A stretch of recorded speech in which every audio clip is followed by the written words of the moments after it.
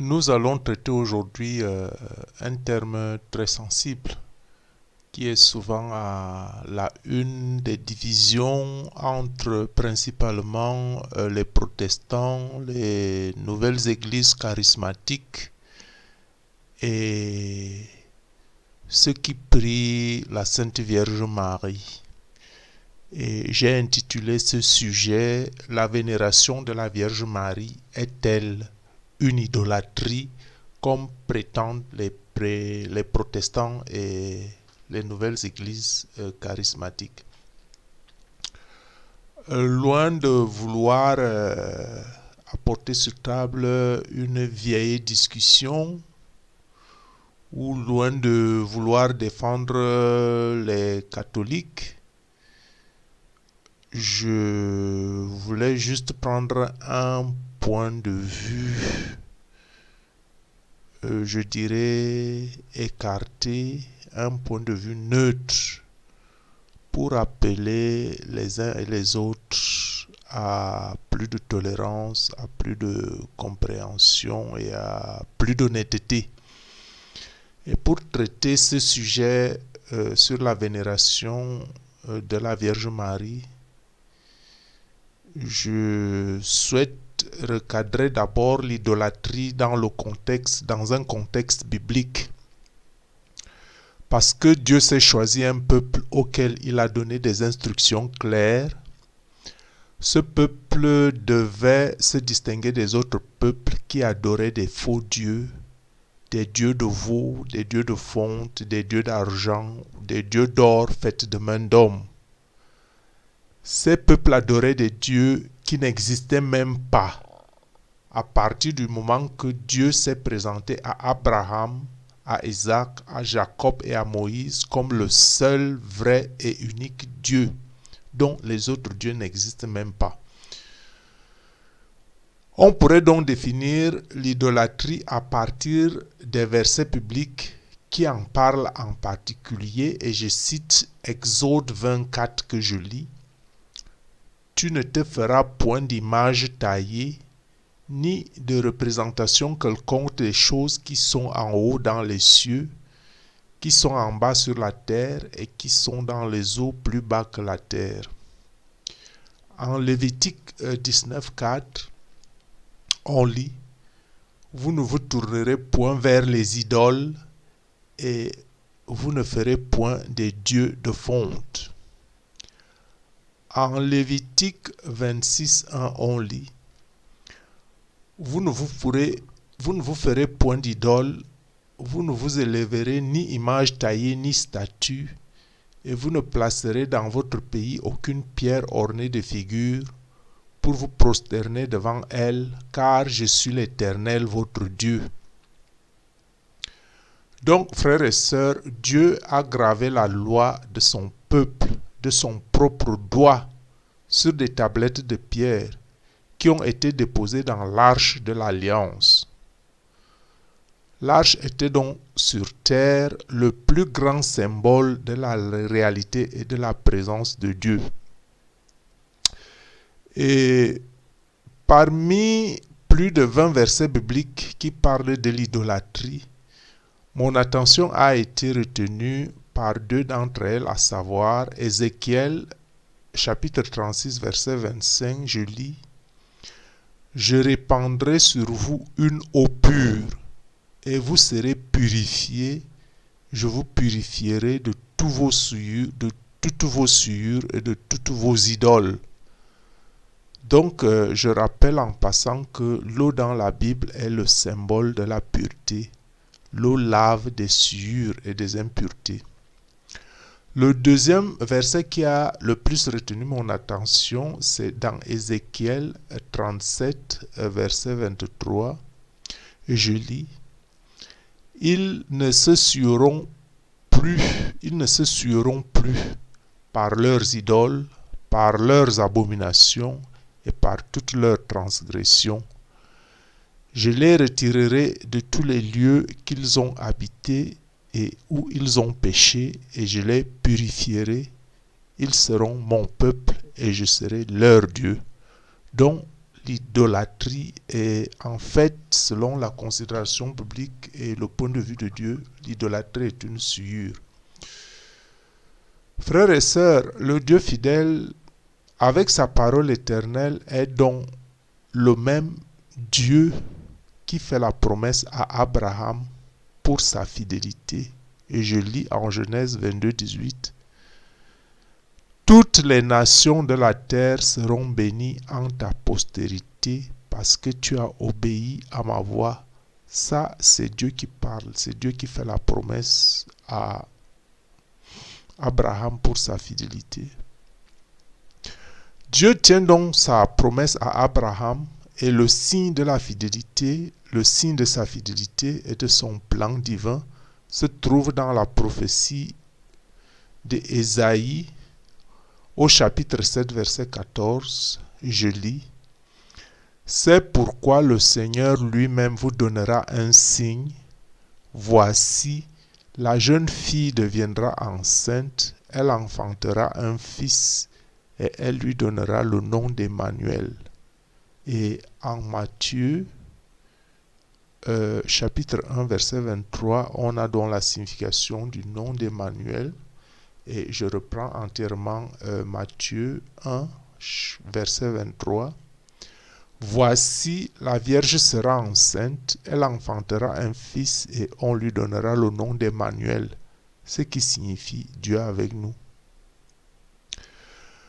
Dieu a donc préparé un plan de toute éternité, comme annoncé à l'avance par ses prophètes. On venait de le lire en Isaïe 7, 14. Et c'est dans le cadre de ce plan que l'ange Gabriel sera donc envoyé auprès de Marie des siècles plus tard, comme en Luc chapitre 1 verset 35.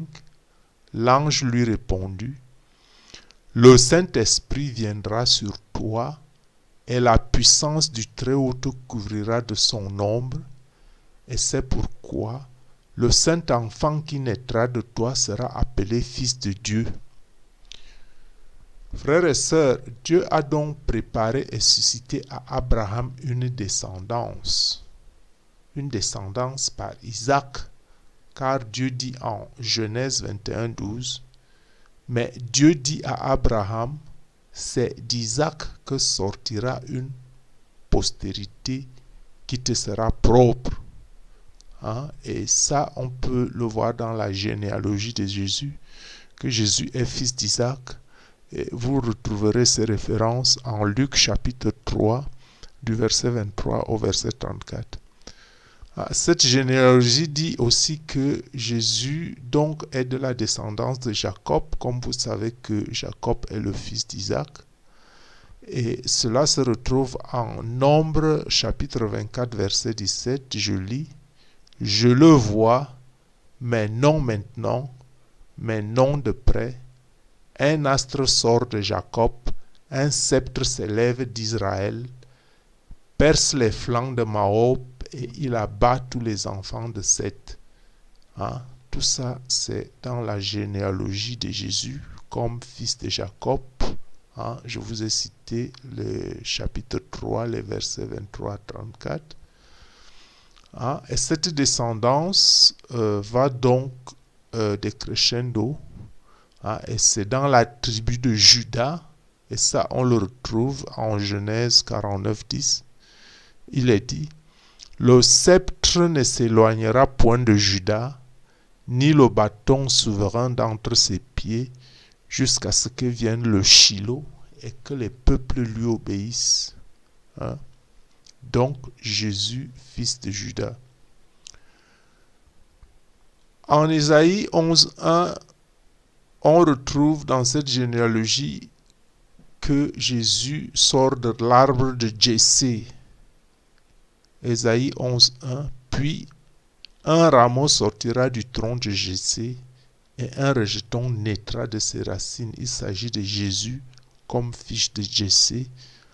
Les mêmes références se retrouvent dans le Nouveau Testament, dans la généalogie de Jésus, comme on l'a déjà cité. Et de la maison de David. La maison de David, le prophète Jérémie l'avait déjà prévu à l'époque, avant que Jésus naisse, avant que le Messie vienne, en Jérémie chapitre 23, le verset 5. Voici les jours viennent, dit l'Éternel, où je susciterai à David un germe juste. Le Seigneur dit, voici les jours viennent, où je susciterai à David un germe juste. Il régnera en roi et prospérera. Il pratiquera la justice et l'iniquité dans le pays. Donc le Seigneur dit bien ici un germe juste. Et c'est un plan divin qui a existé de toute éternité, que Dieu a fait connaître au travers de ses prophètes. Et un germe juste. On ne peut pas faire naître un germe juste d'une femme qui n'est pas digne. Ça, c'est le premier point qu'il faut souligner pour ceux qui sont les détracteurs de Marie. Les protestants qui disent qu'on ne peut pas prier Marie. Bon, je ne mets pas l'accent sur la discussion. Je veux seulement apporter un élément pour amener les gens un peu à réfléchir. Que si Dieu prépare un plan, lui à qui la généalogie, la descendance est très importante. La Bible parle de la généalogie. Donc Dieu ne peut pas susciter une généalogie qui n'est pas digne. Il ne serait plus le Dieu juste. Il ne serait plus le Dieu de toute puissance. Si Dieu ne peut pas susciter dans son plan divin quelque chose qui est juste, alors il n'est plus Dieu. Il faut bien que les gens, avant de prendre position à gauche et à droite, qu'ils réfléchissent un peu. Donc, dans la maison de David, Marie a été choisie comme la descendante terrestre du Messie, notre Sauveur. Le Messie, notre Sauveur, c'est la parole vivante de Dieu, faite d'os, de chair et de sang, et qui a donc reposé dans le sein de l'arche vivante en comparaison. Parce que dans l'Ancienne Alliance, on avait une loi gravée, la parole de Dieu gravée sur les tables de pierre. Cette fois-ci, la parole de Dieu n'est pas gravée sur les tables de pierre, mais la parole de Dieu est gravée dans le Christ, dans son cœur, dans sa bouche. Dieu a mis sa parole dans sa bouche. Christ qui est né d'os, de chair et de sang, et qui a donc reposé non plus dans une arche symbolique contenant des tables de pierre, mais qui a reposé dans une arche vivante, l'arche de la nouvelle alliance, non pas l'arche gravée avec des lois gravées sur des pierres, mais une arche vivante qu'il a plu à Dieu de choisir. C'est un choix, et Dieu ne choisit pas n'importe quoi. C'est la parole gravée dans le cœur de chair. On peut lire en Luc 1, verset 30, l'ange lui dit, ne crains point Marie, car tu as trouvé grâce. On dit, tu as trouvé grâce devant Dieu. Et comme nous dit Proverbe 11, 16, vous pouvez lire Proverbe 11, 16. Que dit Proverbe 11, 16? Proverbe 11, 16 dit, une femme qui a de la grâce obtient la gloire. Proverbe 11, 16 dit, une femme qui a de la grâce obtient la gloire. C'est la Bible qui le dit, ce n'est pas moi qui le dis. Et je termine ce verset en disant, et ceux qui ont de la force obtiennent la richesse. C'est les proverbes qui le disent. Le proverbe les Écritures en Luc 1, 30 disent que l'ange dit à Marie, tu as trouvé grâce devant Dieu. Et Proverbe 11, 16 dit, une femme qui a de la grâce obtient de la gloire. Ce n'est pas moi qui le dis, c'est les Saintes Écritures. Il faut que les gens analysent toutes ces choses. Donc, l'arche de la première alliance n'était-elle pas, l'arche de la première alliance n'était-elle pas l'objet de respect et de révérence et de l'attention de tout le peuple? Bien sûr que oui, l'arche de la première alliance était l'objet de respect, de révérence et de l'attention de tout le peuple. Et d'où vient que l'arche de la nouvelle alliance, celle qui a trouvé grâce auprès de Dieu, devienne une idolâtrie comme modèle d'humilité? Elle a un modèle d'humilité et d'obéissance. C'est pour ça que Dieu l'a choisi. Et depuis quand vous me direz que, vous qui êtes sceptique, depuis quand un modèle d'obéissance et d'humilité est une idolâtrie? Moi, je doute fort bien dessus. Et je veux que les gens discutent avec honnêteté, mais pas avec partialité, parce qu'on appartient à telle congrégation ou à telle obédience religieuse. On veut absolument, et à coûte que coûte, dénigrer les autres obédients. Je me mets au-dessus de cela et je ne regarde que la parole de Dieu. Donc, de grâce, ne me comprenez pas mal, même si je dis que la vénération de Marie n'est pas forcément une idolâtrie. Et même si en Genèse 3, chapitre 15, en Genèse chapitre 3, verset 15, il est dit « Je mettrai inimitié entre toi et la femme, entre ta postérité et sa postérité. Celle-ci t'écrasera la tête et tu lui blesseras le talon. » Bon, si je le dis, je ne veux pas dire par là que Marie serait supérieure ou l'égale de Jésus. Pourquoi est-ce que je le dirais? Les Saintes Écritures sont claires là-dessus. Par exemple, 1 Timothée 2, chapitre 2, verset 5 nous dit « Car il y a un seul Dieu et aussi un seul médiateur entre Dieu et les hommes, Jésus-Christ, homme, qui s'est donné lui-même en rançon pour tous. C'est Jésus-Christ seul qui était suspendu au bois de la croix. C'est lui qui a donné sa vie. C'est lui l'envoyé de Dieu, même si il a trouvé de se reposer au sein d'une femme. C'est Jésus seul qui est donc l'intermédiaire entre Dieu et les hommes. C'est là le témoignage rendu en son propre temps. Donc, pour moi, il n'y a pas de bicéphalisme ou de dualité entre Jésus et Marie, dans la mesure où le Fils et la Mère ne sont qu'un. La Mère et le Fils ne sont qu'un. Les larmes de la Mère ne se sont-elles pas mélangées au sang du Fils au Golgotha? Bien sûr que si. Le sang du Fils et les larmes de la Mère n'ont fait qu'un au Golgotha. Le Fils n'a-t-il pas confié le disciple qu'il aimait le plus à sa mère au pied de la croix? Je lis, « Or, près de la croix de Jésus se tenaient sa mère et la sœur de sa mère, Marie, femme de Cléophas, et Marie de Magdala. Jésus donc, voyant sa mère et se tenant près d'elle, le disciple qu'il aimait, dit à sa mère, « Femme, voici ton fils. » Puis il dit au disciple, « Voici ta mère. » Dès cette heure, le disciple l'accueillit chez lui. Ça, vous le retrouverez, ces références en Jean 19, versets 25 à 27. Donc, Jean, au pied de la croix, représentait le fidèle, le chrétien fidèle que vous êtes. Et quand donc Jean, comme symbole du chrétien que vous êtes, on vous confie à Marie, ça veut dire que Marie est sa mère. Marie est votre mère. Et pourquoi ne doit-elle pas intervenir pour vous? Donc, je dis que, en plus que les prières de Marie sont des prières d'intercession auprès de son Fils, ce sont des prières d'intercession auprès de son Fils, ce ne sont pas des prières que Marie se pose comme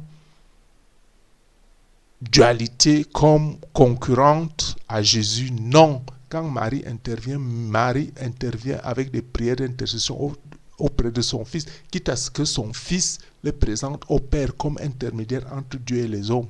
Il y a là une petite différence, un tout peu comme si ce que je fais ici maintenant, je suis en train de m'évertuer de présenter la parole de Dieu aux païens. Et pourtant, je ne puis me déclarer maintenant être l'intermédiaire entre Dieu et les hommes.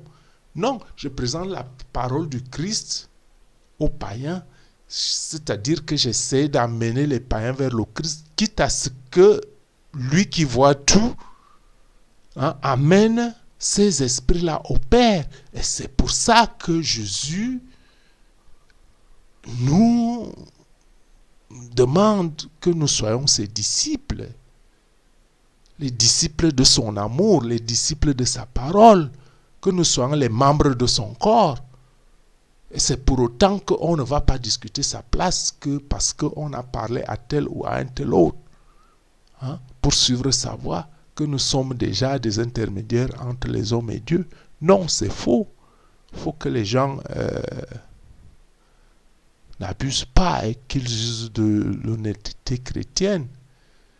Donc, moi, je m'arrête là et je souhaite tout simplement que Marie vous couvre, vous qui faites appel à elle de son manteau maternel et vous conduise auprès de son Fils. Et à vous autres, je dirais que vous vous privez d'une aide substantielle. Rappelez-vous que qui renie la mère renie aussi le Fils. Sois béni.